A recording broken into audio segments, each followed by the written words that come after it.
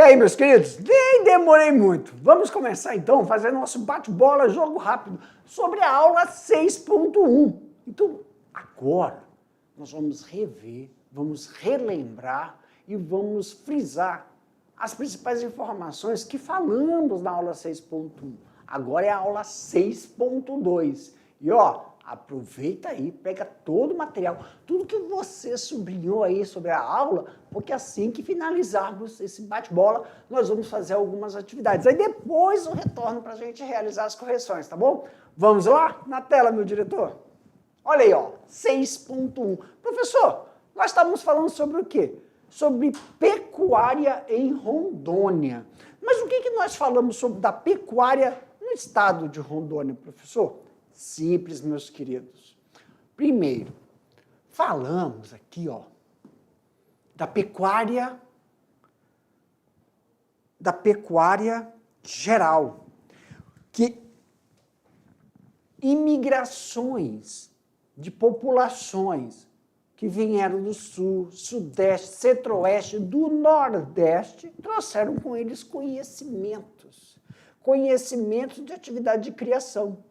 E aí perceberam, tem a percepção de ver que a estrutura geográfica dos municípios que constituem o estado de Rondônia tem potencial para continuidade das suas atividades. Uma delas é a criação de gado.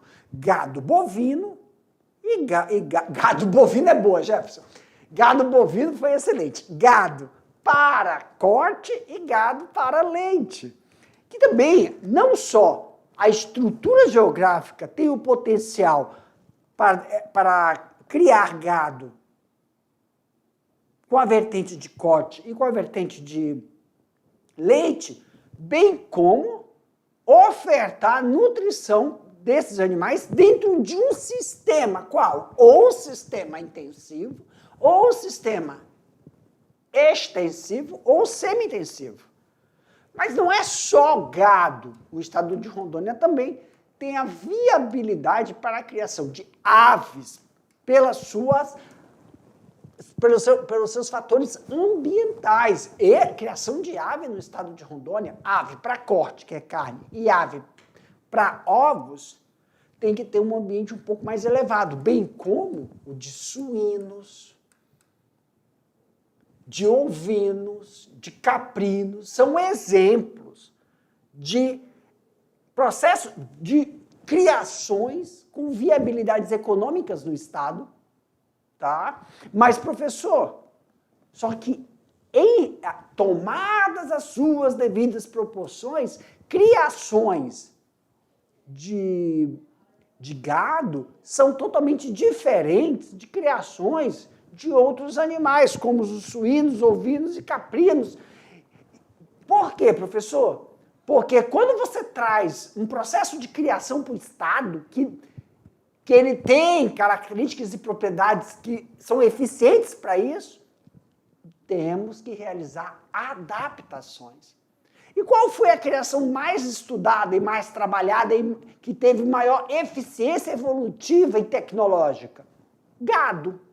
Então, claro que quando a gente vai falar de criação de búfalos, nós temos 3 espécies aí, ó. Nós temos Jafarabade, Mediterrâneo e Murrá. Dessas 3, pessoal, claro, ainda é um pouco embrionário.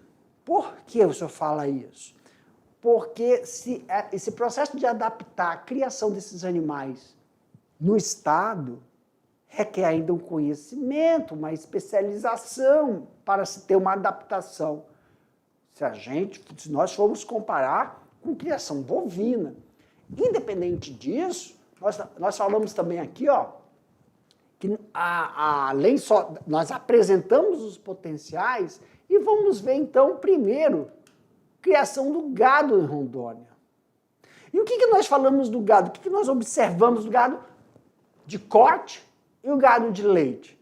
Que a tendência é a aglutinação, menor espaço e maior população bovina. Então, isso requer o quê, professor? Investimento tecnológico. Então, você tem um investimento tecnológico para a criação, não só de leite, mas também investimento tecnológico na criação de corte. Então, isso se quer através do processo dessas criações com rentabilidade, que vai dar as vantagens. E dentre delas, redução de perda na produção leiteira da carne, quer dizer, eu consigo abater esse animal em menor tempo. Isso significa melhoramento genético, pessoal. E quando a gente fala de melhoramento genético, está atrelado ao quê? Nutrição animal. Está atrelada ao quê? Uma mão de obra especializada. Redução da queda em abortos por causa do processo de inseminação. Facilitação do quê, professor? De acesso ao mercado atraente, que não vai ocorrer o processo de inadequação de determinadas tendências, que não é só comida in natura, não é só a carne, mas são seus derivados, não só de carne, como também de leite. Para mim, meu diretor, meus queridos, finalizando aqui esse bate-bola, vou deixar vocês fazendo atividade. Daqui a pouco eu volto para a gente fazer as correções, tá bom? Boa atividade para vocês.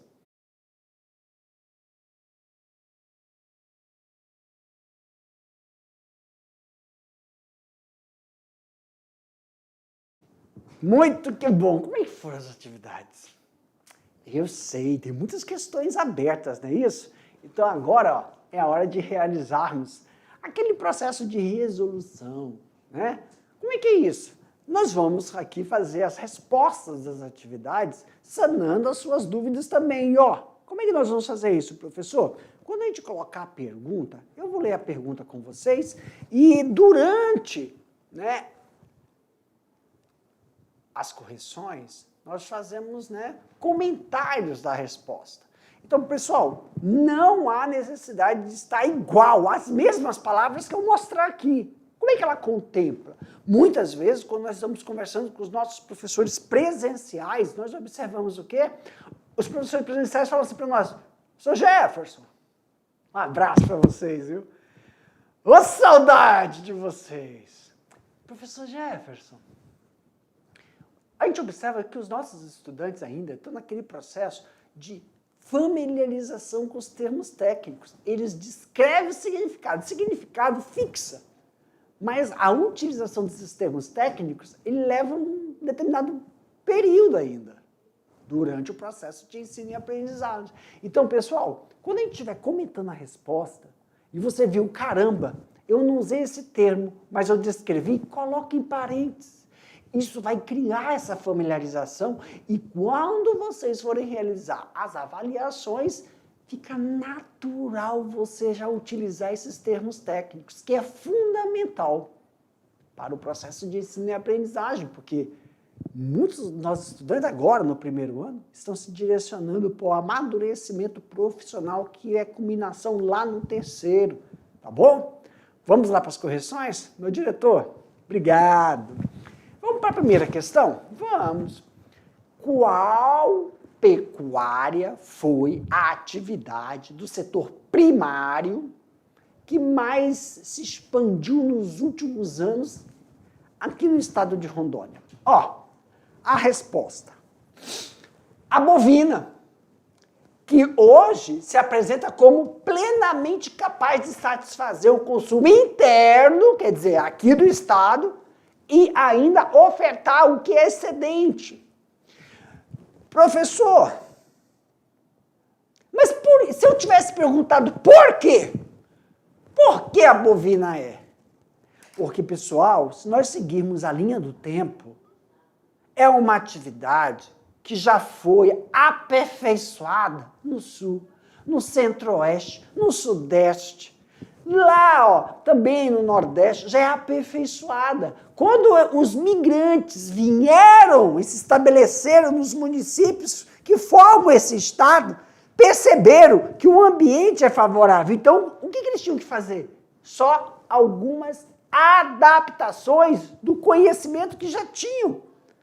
Então, essas adaptações favorecem que o processo pecuarista de bovinocultura de corte, bovinocultura de leite, seja estabelecida, satisfatória, de forma a somente potencializar o que já estava estabelecido em outros estados, tá bom? Tá bom, professor. The question 2. Qual pecuária bovina possui maior índice de investimento tecnológico no estado?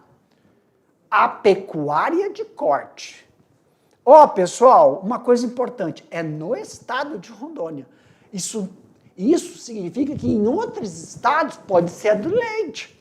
A pecuária de corte possui um nível tecnológico mais elevado que a pecuária leiteira e tem evoluído mais rapidamente junto com a expansão das áreas de pastagem. Professor, agora me explica uma coisa. Por que a pecuária de corte tem essa evolução e a de leite não tem? Não é verdade? Porque para tudo que você vai comer hoje, você precisa do quê? Do leite. Meus queridos, a pecuária de corte tem esse nível tecnológico, pois o que está sendo previsto é a diminuição do tempo desse animal até o abate. Então, ele está ali no ambiente de um determinado sistema, que é o intensivo, em menor tempo. Significa que estudos de melhoramento genético foram feitos a esse animal. E esse melhoramento genético que permite ele alcançar determinada arroba em menor tempo, tem o que como produto? Carne de qualidade. Uma carne macia, uma carne marmorizada, que eleva, né, o produto final. Agora, nós não podemos negligenciar que a pecuária leiteira, para se obter o mesmo resultado, requer mão de obra especializada, é um nível tecnológico também. Salvo as suas devidas proporções, né, tanto corte como leite tem a viabilidade econômica para o nível tecnológico. Claro que o que se busca mais é a relação de proteína em relação ao tecido do que em relação ao leite. Mas nós vamos falar disso, pessoal, em aulas lá na frente, que nós vamos mostrar que essa tecnologia, esse nível mais elevado de conhecimento para a ocupação de um ambiente em menor tempo, a pecuária leiteira. Na verdade, é por causa de incentivos, né? Faltas de incentivos.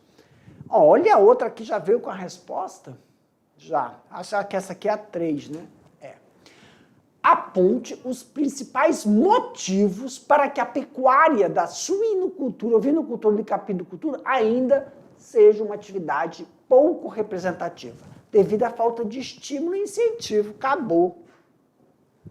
Além da baixa demanda do consumo, em função ao hábito alimentar da população. Mas, pessoal, eu vou deixar aqui a minha contribuição. Isso é porque tem uma visão de consumo não é consumo, desculpa, a palavra não é consumo. A palavra é produção interna. Produção interna.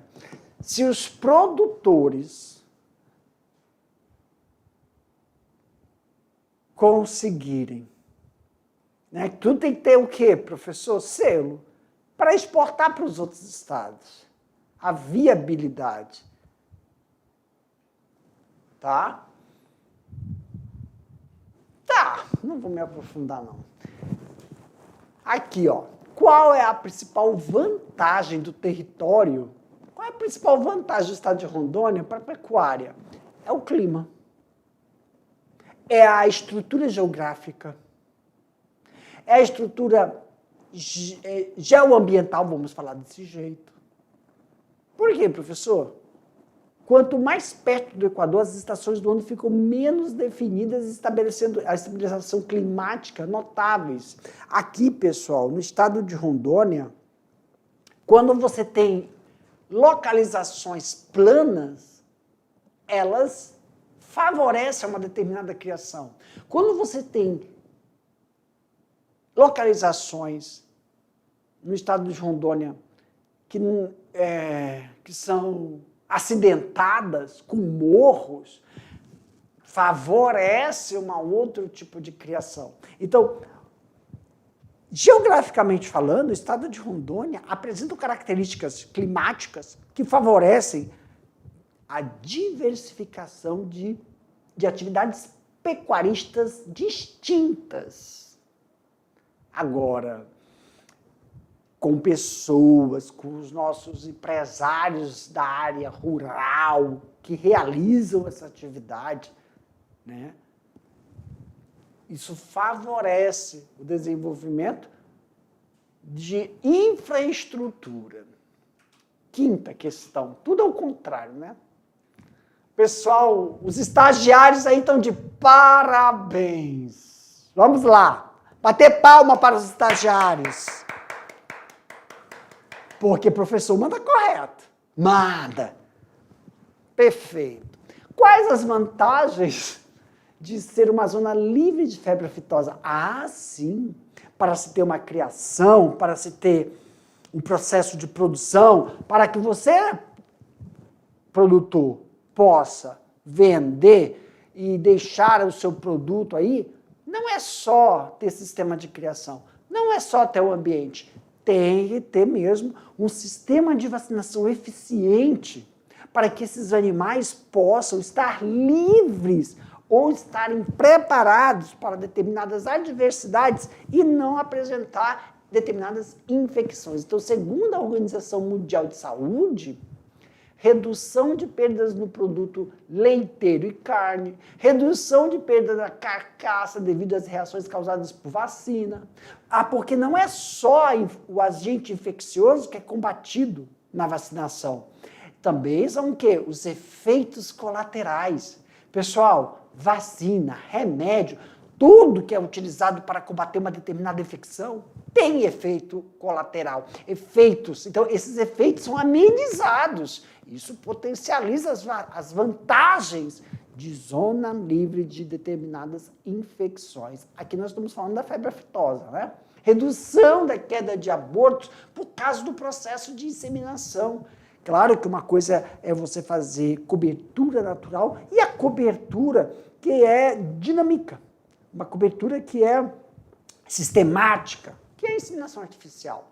Facilitar o acesso de mercado atraente. Isso significa ou você vai fazer o mercado interno ou o mercado externo.